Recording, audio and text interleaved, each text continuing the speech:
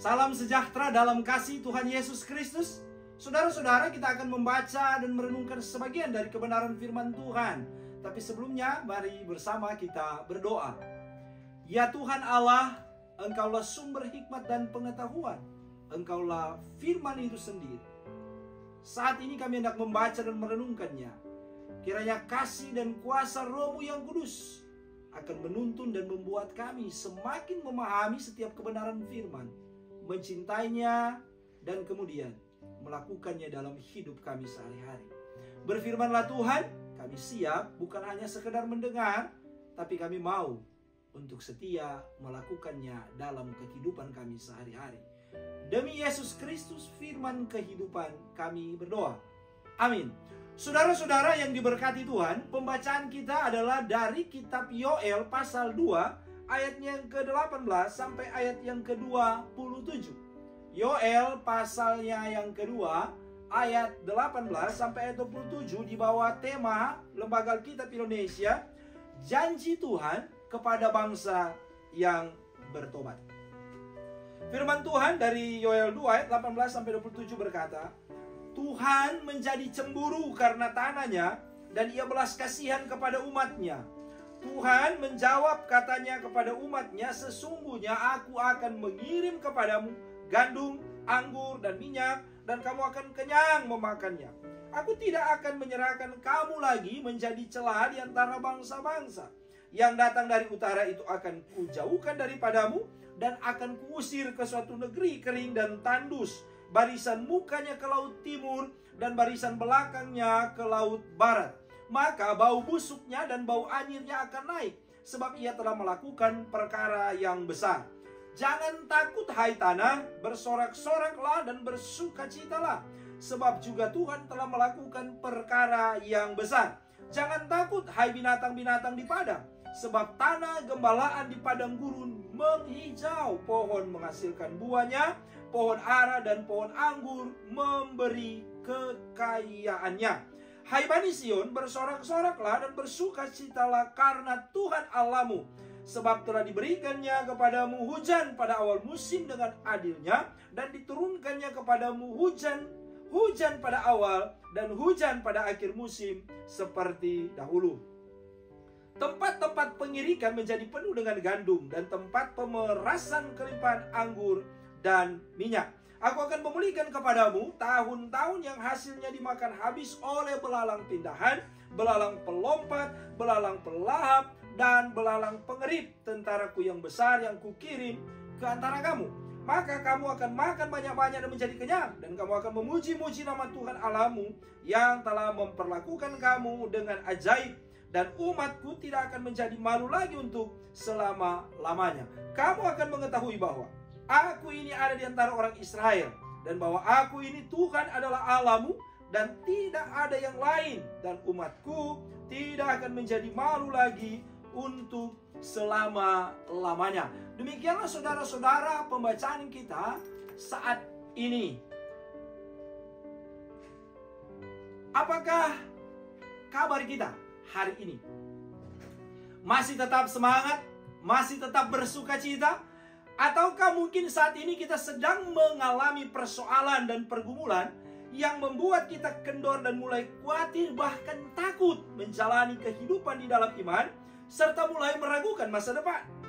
Siapapun diri kita pasti tidak pernah lepas dari setiap persoalan dan pergumulan. Akan tetapi, bagaimana kita menyikapi setiap persoalan dan pergumulan itu yang akan menentukan keberhasilan dalam kehidupan ini.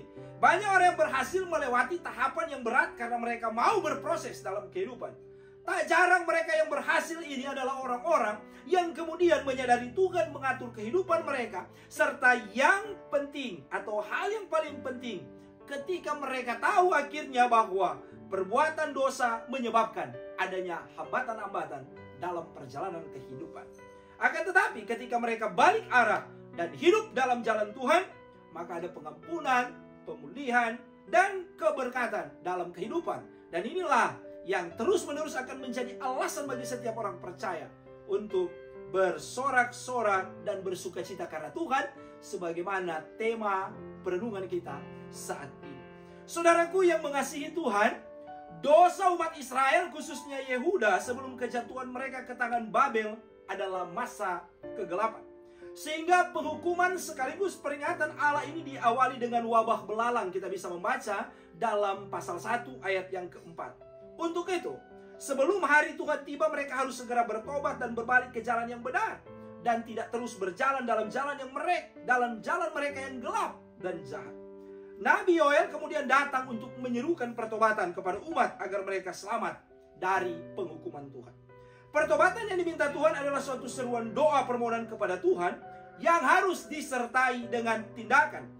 Pertobatan harus dilakukan bukan hanya di mulut saja atau hanya nampak di bagian luar saja. Sebab itu, maka di pasal 2 ayat 12 sampai 14 dikatakan, tetapi sekarang juga demikianlah firman Tuhan, berbaliklah kepadaku dengan segenap hatimu, dengan berpuasa, dengan menangis, dan dengan mengadu. Koyakanlah hatimu, jangan hanya pakaianmu. Berbaliklah kepada Tuhan Allahmu, sebab Ia pengasih dan penyayang, panjang sabar dan berlimpah kasih setia, dan Ia menyesal karena hukumannya.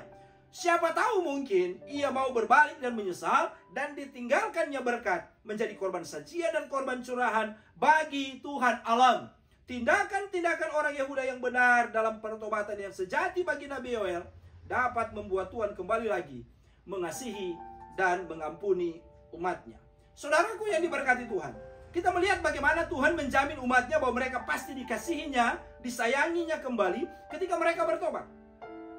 Kasihnya yang besar terhadap umatnya yang bertobat adalah bukti janjinya yang tidak berubah ketika umat setia. Sekaligus juga untuk menegaskan bahwa umat pilihannya tidak akan pernah dipermalukan oleh bangsa-bangsa lain yang mencela mereka. Oleh karenanya maka kita membaca melalui ayat pertama bacaan ini, ayat 18 dikatakan, Tuhan menjadi cemburu karenanya.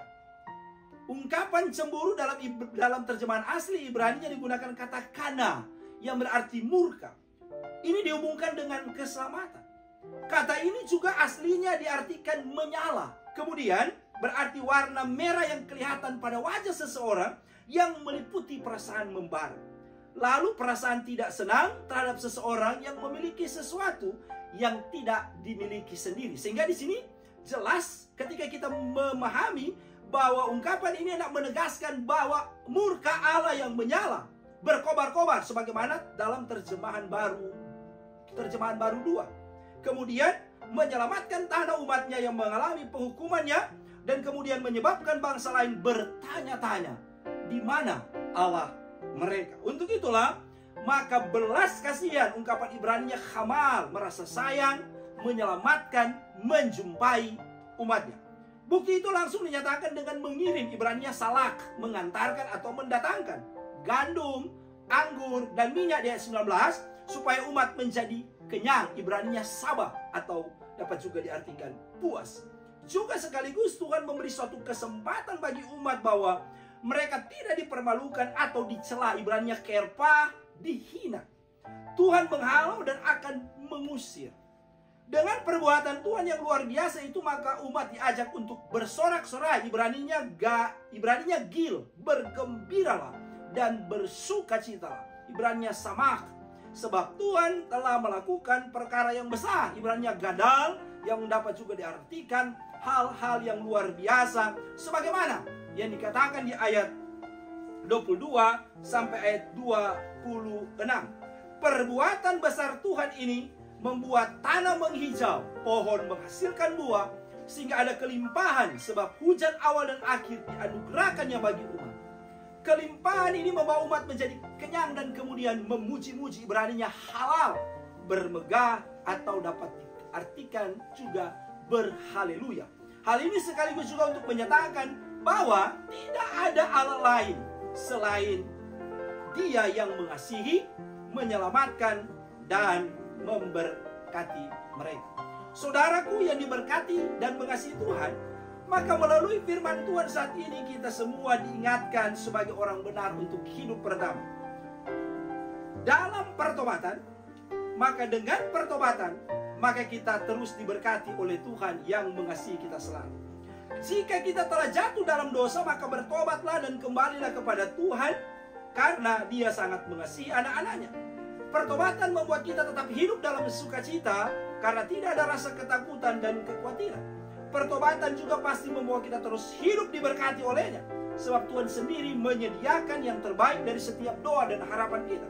Pertobatan pasti mengubah hidup kita untuk terus memuji Tuhan dalam kehidupan yang dijalani, dalam berbagai situasi kehidupan yang kita jalani. Hal yang kedua, Tuhan mengasihi dan menyelamatkan kita, serta oleh karena itu Tuhan mendatangkan berkat dan menjaga kita selalu. Inilah yang disebut sebagai perkara yang besar. Perbuatan dahsyat Tuhan sebagai bukti kebaikannya dalam kehidupan orang benar. Kebaikan Tuhan tentu saja harus dimengerti bahwa itu bukan berarti bebas dari hambatan dan persoalan. Sebagaimana ungkapan Lisa Terkeurst, seorang pembicara yang berasal dari Amerika dan seorang penulis Kristen yang mengatakan, Tuhan baik padaku, bahkan ketika hidup tidak terasa baik bagiku. Marilah menjadi orang percaya terus bersaksi tentang kebaikan Tuhan dalam kehidupan kita. Hal yang ketiga, firman Tuhan mengingatkan kita bahwa Tuhan menjamin pemeliharaan dan perlindungannya, sebagaimana yang Tuhan janjikan bagi tanah, ternak, dan pohon. Tuhan sendiri yang mengatakan jangan takut, suatu janji bahwa pemeliharaan diberlakukan bagi umatnya. Tuhan melakukannya karena baik tanah, ternak, dan pohon adalah bagian dari kehidupan yang harmonis, seimbang, dan saling menguntungkan dengan manusia. Olehnya maka manusia harus menyadari bahwa hidup di dunia ini bukan hanya berbicara antara manusia satu dengan yang lain, tapi juga antara manusia dengan seluruh alam ciptaan Tuhan. Sehingga ketika manusia berdamai dengan Tuhan, maka alam semesta pun didamaikannya. Teruslah melangkah dalam kepastian dan keberanian, sebab Tuhan sendiri menjamin hal itu dalam kehidupan sebagai orang benar yang mengasihi Dia. Marilah kita melangkah di hari ini, melangkah saat ini, dengan mengingat ungkapan lagu dalam NKB nomor 128 ayat 1 yang berkata, Ku berserah kepada Allahku, di darat pun di laut menderu, tiap detik tak berhenti. Bapa Sorgawi terus menjagaku, ku tahu benar ku dipegang erat di gunung tinggi dan samudera, di taufan gelap ku didekat. Bapa Sorgawi terus menjagaku. Saudaraku, janganlah takut sebab aku menyertai engkau. Janganlah bimbang sebab aku ini Allahmu. Aku akan meneguhkan, bahkan akan menolong engkau. Aku akan memegang engkau dengan tangan kananku yang membawa kemenangan. Itulah ungkapan Yesaya 41 ayat yang ke-10.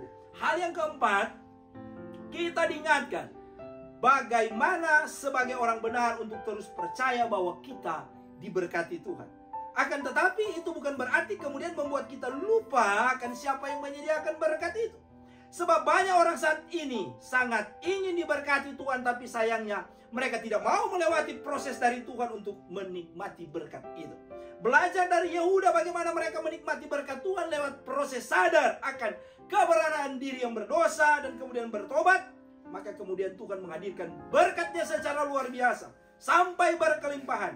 Maka kita pun akan terus wujudkan dalam sikap iman kita. Hal yang kelima, belajar dari perjalanan sejarah bangsa Yehuda yang pernah jatuh dan gagal hidup dalam keinginannya, serta membuat mereka terhukum. Maka kita pun harus terus hidup dalam kehendak Tuhan. Sebagai orang benar tentu kita tidak ingin dihukum Tuhan. Dalam menjalani kehidupan yang penuh dengan sukacita dalam jalan kebenarannya, kita tentu ingin terus dipulihkan Tuhan, sehingga jalan hidup terus bersinar karena ada dalam jalan Tuhan, seperti yang dibahasakan oleh pengamsal. Tetapi jalan orang benar itu seperti cahaya fajar yang kian bertambah terang sampai rembang tengah hari. Amsal 4 ayat yang ke-18. Hal yang keenam, memang tidaklah mudah untuk terus bermegah dalam Tuhan. Tidaklah mudah untuk memuji dan menceritakan kebaikan Tuhan setiap hari dalam kehidupan kita selaku orang benar.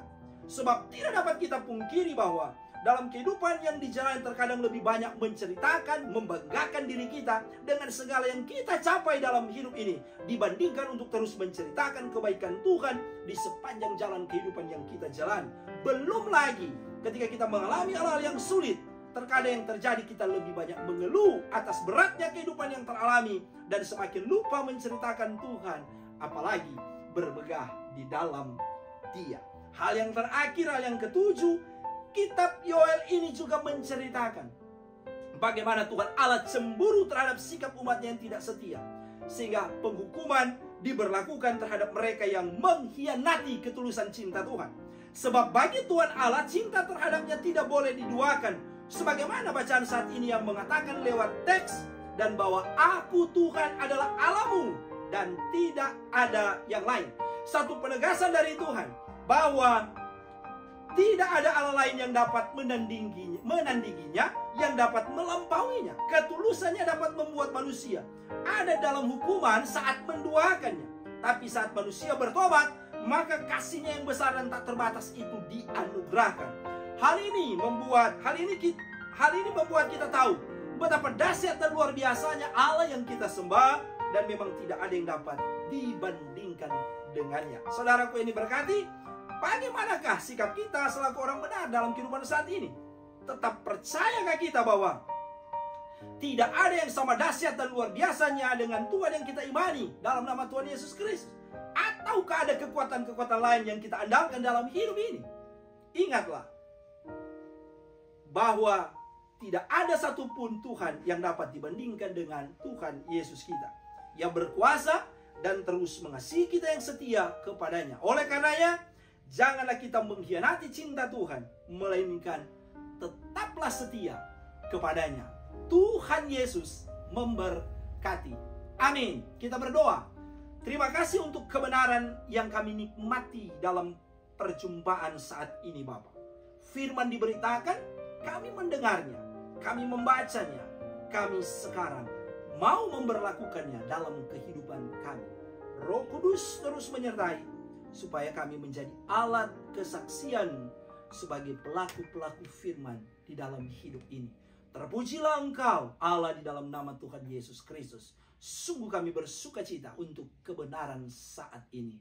Di dalam nama-Mu kami bersyukur dan berterima kasih. Nama Tuhan Yesus Kristus. Amin.